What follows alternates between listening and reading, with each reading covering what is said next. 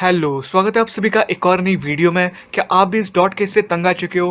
क्या आप भी टूल कोएलएल यूज करते हो लेकिन इस डॉट केस की वजह से आपको 3 बार एल्गोरिथम्स को लगाना पड़ता है? या फिर क्या आपको थोड़ी बहुत ओएलएल एल्गोरिथम्स आते हैं लेकिन इस डॉट केस की वजह से आपका टाइम कभी भी इंप्रूव नहीं हो पाता? इन तीनों प्रॉब्लम्स का सोल्यूशन अगर आपको चाहिए देन वेल आपने बिल्कुल सही वीडियो पे क्लिक किया है। इस वीडियो में मैं आपको ऐसी बेसिक टेक्निक्स बताऊंगा जिससे आप आपके इस डॉट केस को हर बार स्किप कर सकोगे। इसके लिए आपको कोई भी नया एल्गोरिथम्स लर्न करने की बिल्कुल भी जरूरत नहीं है। सो बने रहिए वीडियो में एंड तक। एंड अगर आपने अब तक चैनल को सब्सक्राइब नहीं किया है जरूर सब्सक्राइब करना एंड बेल आइकन को भी दबाना मत भूलना।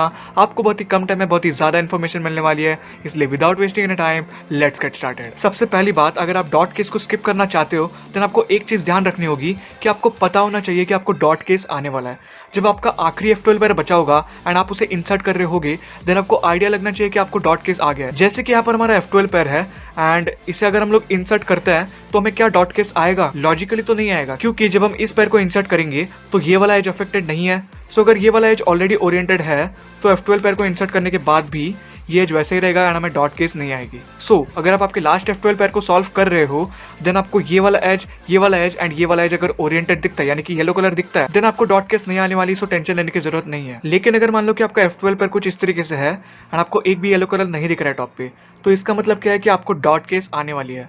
सो अगर आप इस पैर को कुछ इस तरीके से इंसर्ट करते हो देन आपको डॉट केस आएगी एंड इसकी वजह से आपको बहुत डिफिकल्ट एल्गोरिथम्स लगाने पड़ेंगे या फिर आपको बहुत ज्यादा टाइम जाएगा। सो अब हमने जान लिया कि डॉट केस आने वाली है या नहीं आने वाली, इसे हम रिकॉग्नाइज कैसे करेंगे। अब हम देखते हैं कि अगर डॉट केस आने वाली है तो उसे स्किप कैसे करें। सो मैं आपको अलग अलग F12 पेयर्स एंड अलग अलग एंगल से समझाने वाला हूँ कि कैसे आपको डॉट केस को स्किप करना है। सो स्टार्ट करते सबसे बेसिक केस से, जहां पर आपका जो ये वाला F12 पेयर है वो यहाँ पर इंसर्ट होना है। अब इसे नॉर्मल तरीके से इंसर्ट करने का तरीका तो ये है कि इस पैर को साइड पे लेके जाओ एंड देन इस तरीके से इंसर्ट करो। लेकिन इससे क्या हो रहा है, जब हम इसे इंसर्ट करने वाले दिन हमें ऑलरेडी पता चल रहा है कि डॉट केस आने वाला है। तो इसके लिए हम क्या करेंगे, इस पैर को इंसर्ट तो करेंगे लेकिन इस वाले एल्गोरिथम से नहीं बल्कि एक डिफरेंट एल्गोरिथम से, जो कि है स्लेजहैमर। अब ये कोई नया एल्गोरिथम नहीं है बल्कि स्लेजहैमर तो हम प्रैक्टिस के लिए भी यूज करते हैं। तो स्लेजहैमर का एल्गोरिथम क्या था, इस पैर को यहाँ पर रखेंगे एंड यहाँ पर इंसर्ट होना है। सो R prime F R F prime and आप देख सकते हो कि जो केस हमें डॉट का आने वाला था वहाँ पर एक L केस आ गया है। सो इन केस अगर आपको इस केस का एल्गोरिथम पता है देन आप लगा सकते हो, या फिर टूलू कोएलएल का यूज करते हो देन सिंपली आप क्या कर सकते हो, एक वाइड एफ कर सकते हो, R prime U prime wide F prime. आपको ये वाली केस आ जाएगी जिससे आप आपके F12 को सॉल्व कर सकते हो। इतना ही आसान था सब कुछ। अब सही फिंगर ट्रिक्स के साथ ये चीज़ बहुत ही ज़्यादा फास्ट एग्जीक्यूट हो सकती है। तो हम कुछ इस तरीके से होल्ड करेंगे अगर पैर राइट पे होगा तो, and then R prime F R F prime. Okay, and इसे अगर मैं फास्ट दिखाऊं तो बस इतनी जल्दी हो जाता है। एंड देन इस वाली केस को मैंने जैसे पहले बताया वैसे आप सॉल्व कर सकते हो। सेम हम लेफ्ट पे देखेंगे तो हमारा ये वाला पैर है एंड इसे भी अगर नॉर्मल तरीके से हम इंसर्ट करेंगे तो हमें डॉट केस आ रही है। सो इसे इंसर्ट करने के लिए भी लेफ्ट स्लेजहैमर लगाएंगे जिससे हमारा डॉट केस नहीं आएगा, जो कि है L F prime L prime F। And इसे भी अगर सही फिंगर टिप से लगाया जाए देन हम रिग्रिप करेंगे कुछ इस तरीके से, देन इसे नीचे F prime L prime F। And ये बहुत ही ज़्यादा फास्ट हो सकता है। तो ये हमारा पैर है एंड इतनी फास्ट हो गया।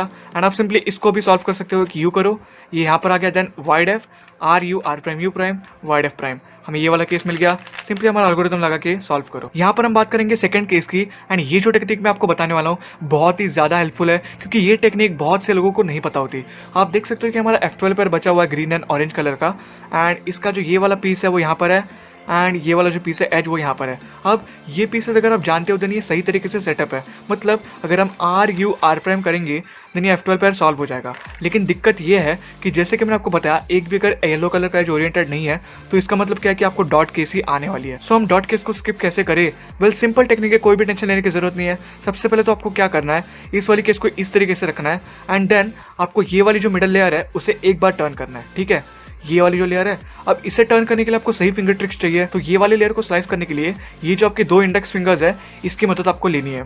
सबसे पहले अगर आपका केस राइट का है, मतलब आपको R प्राइम करके इसे सॉल्व करना है, देन आप इस स्लाइस को लेफ्ट डायरेक्शन में मूव करोगे। ठीक है, अगर इस तरीके से करना है देन लेफ्ट डायरेक्शन में करोगे, अगर लेफ्ट पे केस है देन राइट में करोगे। ठीक है, सो यहाँ पर ये केस हमारी राइट पे सेट है तो हम क्या करेंगे, इस वाली लेयर को इस इंडेक्स फिंगर से कुछ इस तरीके से टर्न करेंगे।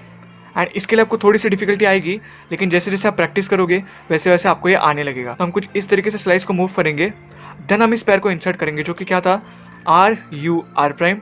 तो ये पैर इंसर्ट हो गया एंड जो स्लाइस हमने यहाँ पर लिया था उसे वापस ले जाएंगे सेम इस वाले इंडेक्स फिंगर से जो कि है कुछ इस तरीके से। एंड आप देख सकते हो कि हमारा L केस बन गया। तो जैसे कि मैंने आपको बताया wide F R prime U prime wide F prime. And हमारा क्रॉस बन जाएगा। सिमिलरली यहाँ पर हमारे लेफ्ट पे भी केस है, जहाँ पर कॉर्नर यहाँ पर है एंड एज यहाँ पर है, ये दोनों पीसेस सही तरीके से सेट है। तो इसके लिए मैंने आपको क्या बताया था, स्लाइस मूव करना है इस तरीके से, लेकिन जब आपका लेफ्ट का रहेगा तो आपको राइट तरफ इस स्लाइस को मूव करना है। तो हम कुछ इस तरीके से इंडेक्स फिंगर को होल्ड करेंगे यहाँ पर एंड देन इस तरीके से टर्न करेंगे। आपका अगर क्यूब अच्छा है एंड आपकी इस तरीके से लेयर्स अगर मिस अलाइन भी हो गई है देन भी कोई प्रॉब्लम नहीं। तो आपको ये वाले पैर को सॉल्व करना है, तो simply L prime you prime L करके आप आपके पैर को सॉल्व कर सकते हो एंड देन ये वाली जो स्लाइस हमारी बिगड़ी थी उसे भी कुछ इस तरीके से करके वापस से सॉल्व कर सकते हो एंड देन फिर से ये एल केस मिल जाएगा। फास्ट तरीके से हम क्रॉस बना सकते हैं। सो आई होप कि आपको ये वाली टेक्निक भी समझ में आ गई होगी। अगर आपको इस तरीके से केस मिलता है देन इस वाली केस के ऑपोजिट डायरेक्शन में स्लाइस करो एंड देन इस वाले पैर को इंसर्ट करो एंड देन स्लाइस बैक करो, आपको एल मिल जाएगा। सो यहाँ पर बात करते हैं हमारी फाइनल टेक्निक की, जहाँ पर आपका जो ये F12 पैर है वो इस तरीके से बैक में है और आपको 2 बार रोटेट करके स्लेज हैमर लगाने से अच्छा है आपको कुछ अलग टेक्निक यूज करनी पड़ेगी, जिससे कि आपका 2 रोटेशंस का टाइम भी बचेगा एंड आप स्पीड तरीके से ये मूव एग्जीक्यूट भी कर पाओगे। So back to the case, हमारा क्या था, ये पैर पीछे था एंड इस तरीके से भी हो सकता है या फिर इस तरीके से भी हो सकता है। दोनों ही केसेस में आपको पीछे से स्लेज हैमर लगाना है। सबसे पहले इस वाले पैर को आपको स्लेज हैमर की पोजीशन में लाना पड़ेगा। सो इसे जानना सिंपल है, बस ये वाला जो पैर है उसके डायरेक्शन में इस पैर को पॉइंट आउट कर दो। अभी स्लेज हैमर लगाना है तो उसके लिए बस एक रीग्रिप करना पड़ेगा जिससे कि हमारे फिंगर ट्रिक्स अच्छे हो जाए एंड देन आपको स्लेज हैमर लगाना है। सो अगर रीग्रिप करके आप करते हो देन आपको ये वाला करना पड़ेगा आर प्राइम यू, जिससे कि आपका स्लेज हैमर लग जाएगा एंड इसे आप बहुत ही फास्ट तरीके से कर सकते हो। सो रीग्रिप किया एंड देन आपका स्लेज हैमर लगा दिया। सेम आप लेफ्ट के लिए भी कर सकते हो। तो यहाँ पर डॉट केस आने वाला आपको पता है। सो बैक में इस पैर को इंसर्ट करना है देन वाला आप क्या करोगे, इस तरीके से इंसर्ट करने से अच्छा है आप स्लेज हैमर लगाओ लेफ्ट का। तो सबसे पहले हम क्या करेंगे, इस पैर को एंड देन इस डायरेक्शन में आपके पैर को रख के रीग्रिप करके एल प्राइम यू प्राइम, जिससे कि आपका स्लेज हैमर भी लग जाएगा और आपको एल भी मिल जाएगा, डॉट केस नहीं मिलेगा।